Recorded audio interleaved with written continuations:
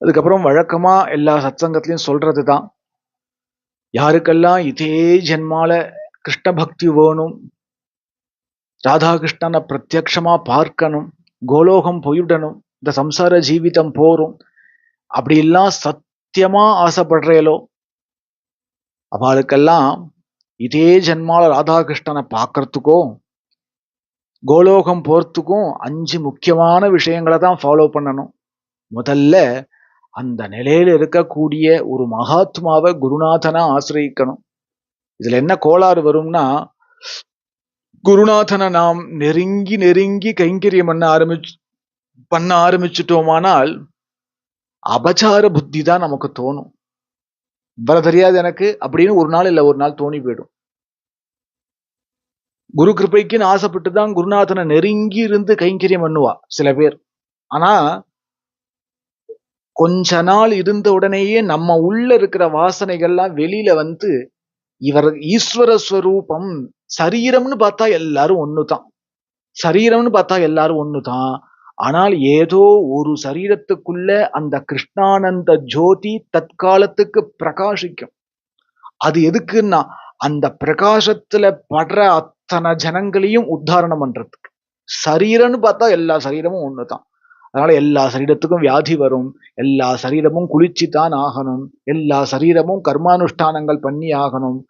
அவாய் சுக பிராரப்தம்னா சுகமா இருப்பா, துக்க பிராரப்தம்னா துக்கமா இருப்பா. எப்படியோ கஷ்டம்னா கஷ்டப்படணும், சொகுசா இருக்கணும்னா சொகுசா இருக்கணும். அவ உடம்புன்னு எல்லாம் ஒண்ணுதான். மகாத்மாக்கள் ஆரம்பத்துல நீங்க அப்படி இல்லை, இப்ப மாறிட்டேல், உன்னை நான் அப்படி அப்படி நினைக்கல, நீங்க அப்படிதான் இருப்பேன்னு நினைச்சேன், இப்படி எல்லாம் அபச்சாரப்பட்டு விடுவோம். இதுக்கு ஒரு உதாரணம் சொல்றேனே. ஒரு சமயம் ரமண மகரிஷி திருவண்ணா, எனக்கு என் ஹிருதயத்துல குடிகொண்ட சில மகாத்மாக்கள் இருக்கா. அதுல ஆதிசங்கரர், எனக்கு மந்திரோபதேசம் பண்ண குரு பரம்பரையில, சுகாச்சாரியால் பரம்பரையில, சுக சம்பிரதாயத்துல பிருந்தாவனத்துல வந்திருக்கிறவா தான் எனக்கு மந்திரோபதேசம் பண்ண. அப்போ அந்த சுகாச்சாரியால் எனக்கு முக்கிய குரு, அதான் குரு, முக்கிய விஷயம் அது. அதுக்கப்புறம் ஆதிசங்கரர், ராமகிருஷ்ண பரமஹம்சர், ரமண மகரிஷி, இப்படி சில மகான்கள் என் ஹிருதயத்தை கொல்ல கொண்டவா. அதுல ரமண மகரிஷி தவிர்க்க முடியாத ஒரு மகாத்மா. ஒரு சமயம் ரமணாசிரமே கதியா இருந்தேன், அதெல்லாம் சொன்னேன். ஒரு சமயம் நான் எனக்கு எனக்கு எனக்கு ஞானம் வராதா, எனக்கு ஞானம் வராதான்னு அழுதுண்டு ரொம்ப தீவிரமா இருந்த சமயம். அப்போ ஒரு சமயம் ரமண பகவான் சொப்பனத்துல தரிசனம் கொடுத்து, அது அதாகவே அதை வெளிப்படுத்தும், அதுவரை பொறுமையாக இரு, இப்படி ஒரு உபதேசம். இது ஏதாவது புஸ்தகத்துல இருக்கா? பின்னாடி நிறைய தேடி பார்த்தேன். இந்த லாங்குவேஜ் ஸ்டைல் வேணா இருக்கே ஒழிய இதே உபதேசம் இல்லை. இப்படி இல்லை, எனக்கு அவரிடத்துல இருந்து நிறைய அனுகிரகம் கிடைச்சிருக்கு. அப்போ ரமண பகவான் ஆரம்ப காலகட்டத்துல திருவண்ணாமலை மேல ஸ்கந்தாசிரமத்துல ஏகாந்தமா உட்கார்ந்து இருப்பார். சாப்பிட கூட மாட்டார், பேசவே மாட்டார், எப்பவும் அந்த நிர்விகல்பமான நிலையிலேயே இருந்துட்டு இருப்பார். அது சமயம் ஒரு பக்தன் வந்து பார்த்தான். பிற்காலத்துல அதெல்லாம் கொஞ்சம் சகஜமாயி கீழே ரமணாசிரமம் வந்து, ரமணாசிரமத்துல சோபா வந்து, இப்படி ஒரு ஆசிரம செட்டப் வந்தது.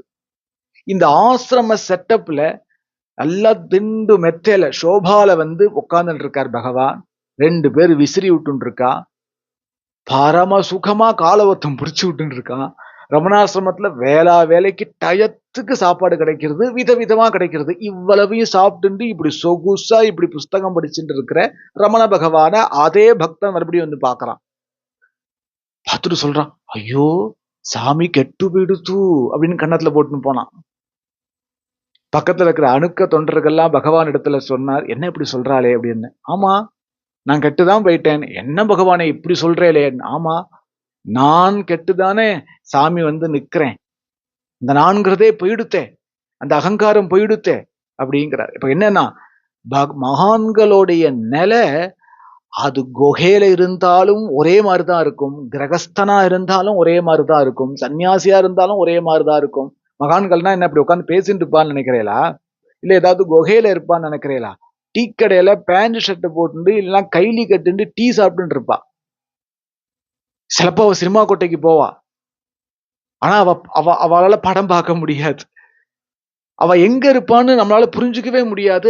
அவளுடைய நிலை தான் நாம புரிஞ்சுக்கணும்.